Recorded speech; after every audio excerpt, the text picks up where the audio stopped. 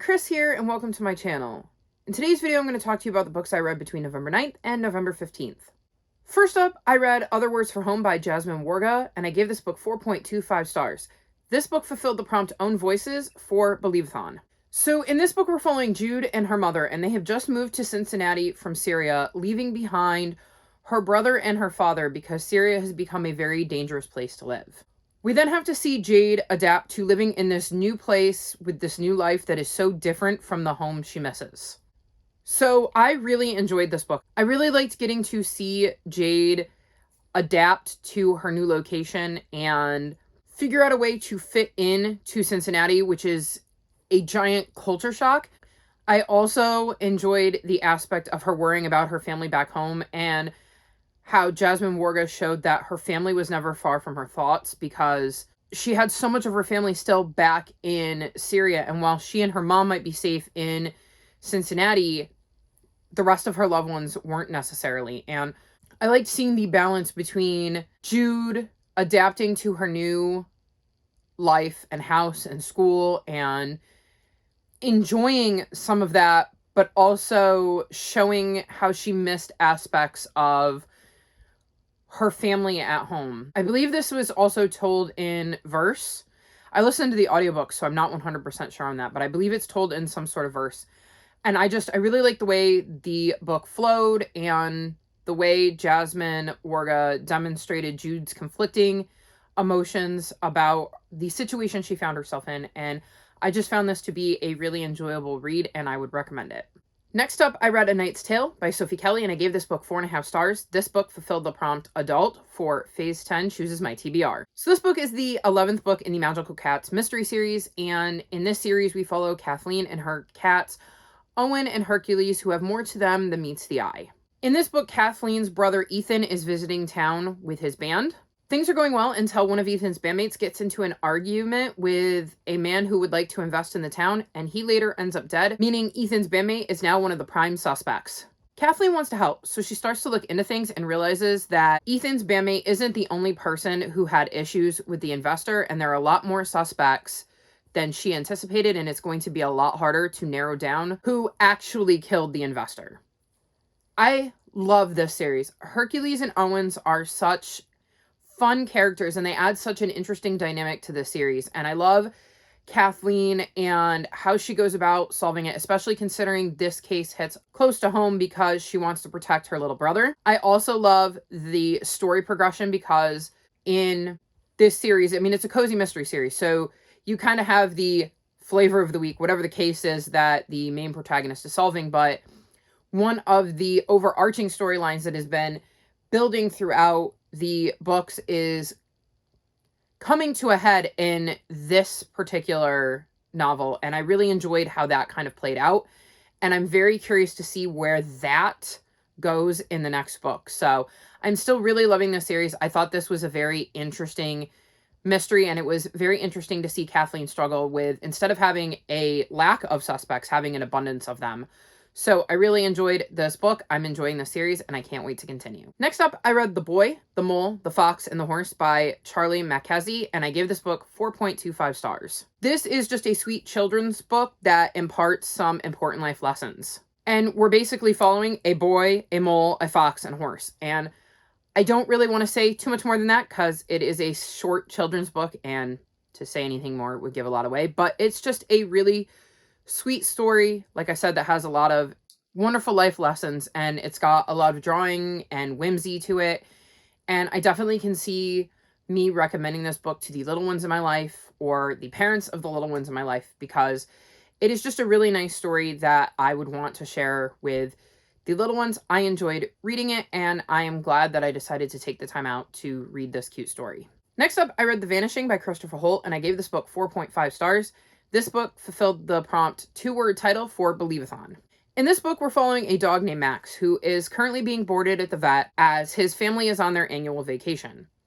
He's not exactly thrilled to be at the vet's, but they do this every year, so he isn't too concerned, until one day the vet stops showing up. And he has no idea what's going on. He's locked in this cage and is basically slowly dying because he has no access to food or water because the vet has just disappeared. Soon, though, another dog shows up and lets him out of the cage, and he finds out that all of the humans have disappeared. So Max sets out on an adventure to find out what has happened to the humans, because he is determined to get his humans back. And along the way, he picks up some friends who help him with his quest and are also curious to find out what happened to the humans. Though not everyone he's going to come across is going to be on Max's side. So I really enjoyed the start to the series. I love Max. He is so loyal to his family and is so determined to find out what is going on and wants to help as many of the dogs he comes across on the way as he can. He has such a kind heart, and it is interesting to see him have to deal with people that maybe are less kind and have to figure out how to handle dealing with that. Because again, not all dogs were in good situations, so not all dogs are actually missing the humans that are no longer with them. It is interesting to see how he picks up clues and starts to slowly piece together the puzzle of what is going on. Though this is the first book, and I want to say a quartet, so he's got a long way to go. It's not like he gets all of his answers in this book. I am very intrigued with where this story is going, and I love books that have animal POVs, so I really enjoyed getting to spend time in Max's head and seeing the relationships he developed and how his kind nature both helped and hindered him in his journey to finding out what happened to the humans. This is a book I really enjoyed and a series I definitely plan to continue. Next up, I read Creatures of the Flood by Aaron Hunter, and I gave this book 4.5 stars. This book fulfills the prompt book published in 2021 for Believe-a-thon. So this is the first book in Aaron Hunter's new series, Bamboo Kingdom. And in this series, we're following pandas. And these pandas are trying to survive after a great flood. And we have 3 points of view, and they're all of pandas who were born on the day of the great flood. The first is Leaf, and she is currently living in the northern forest, which is extremely sparse after the flood, and is just trying to help her family and her clan of pandas find enough bamboo to eat. The second point of view is Rain, and she lives in the southern forest, and she has quite a temper. Her biggest obstacle is that she is super suspicious of the new leader that has joined her community. And our third POV is Ghost, who is struggling to fit in with his hunter family in the mountains. These 3 don't know that the others exist, but due to a mysterious tiger who is causing havoc, they will soon learn of a prophecy that connects the 3 of them that was made before they were born. So I really enjoyed the start to this series. I'm very curious to see where this is going to go, because we have these 3 different pandas, and they're all very, very different and have been raised in very different situations, but they are like post-flood. So it is very different to how they would have been raised had the flood not happened. And it is interesting to see how that slowly is revealed to us, the reader, like the differences between the way these 3 were raised and the way they would have been raised had the flood not happened. It is interesting to see how the hardships affected each of the 3 of them differently. I am really enjoying Leaf, Rain, and Ghost, despite them all being very different characters, and I'm very intrigued with where this story is going, and I think this is another home run series for Aaron Hunter, and I will absolutely be continuing on with the series because I was sucked in pretty much from the word go, and I'm very, very curious about this prophecy and what is going to be expected of Ghost, Leaf, and Rain, and how their story is going to unfold. And lastly, I read The Hatmakers by Tamsin Merchant, and I gave this book 5 stars. This book fulfilled the prompt Gavin Rec for Believe-a-thon. So in this book, we're following a young girl named Cordelia, who comes from a long line of magical hat makers. Being able to craft magic into clothing is a rare and ancient ability that is slowly dwindling.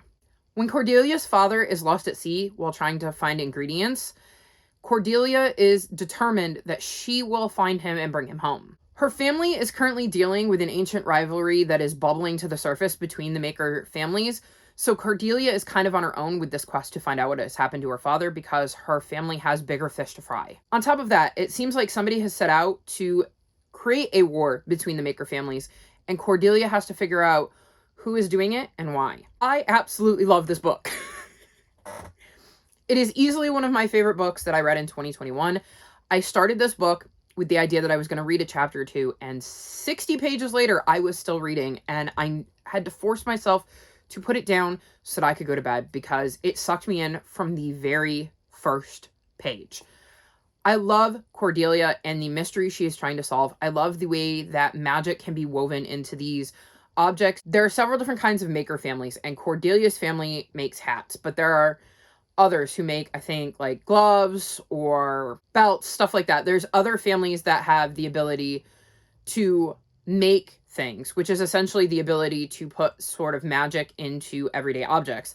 And it is interesting to see the rivalry between those families and how proud each of those families is of their ability and how worried they are they're going to be overshadowed by one of the other maker families, which is what is causing all of this tension in the background. And I think that is really, really interesting, is that Cordelia just wants her father back, and she is absolutely convinced that her father is okay, and nobody seems to care that Cordelia is focused on her father because there is so much other crazy stuff going on. And I just really, really love seeing Cordelia try to figure out what's going on with her dad while also trying to live up to, you know, the hat maker name that her family has created, because she wants to be just as successful as the rest of her family. And at the same time, trying to get to the bottom of what seems like this plot to create this war between the families. And it's kind of like, look over here and see what I'm doing, but don't look over here to see what I'm actually doing. And it is so fascinating to watch Cordelia put pieces together and start to figure out what is going on and really grow into her own throughout this book. I absolutely love this book. I cannot wait for book 2. It is a book I will probably devour when I get my hands on it because I love this book so much. I'm so glad that this is the book I picked for Gavin and Rec. And Gavin was absolutely right to recommend it. It is fantastic. I love it. If you haven't read it, go get it. Go read it. It's brilliant. Easily one of my favorite books of the year. So glad I read it. So this is one of the books I read between November 9th and November 15th. All of my social media is linked in the description below, including my Discord if you'd like to come chat with me. If you've made it this far in the video, leave me panda emojis, like this video, and subscribe to my channel, and I'll talk to you next time. Bye!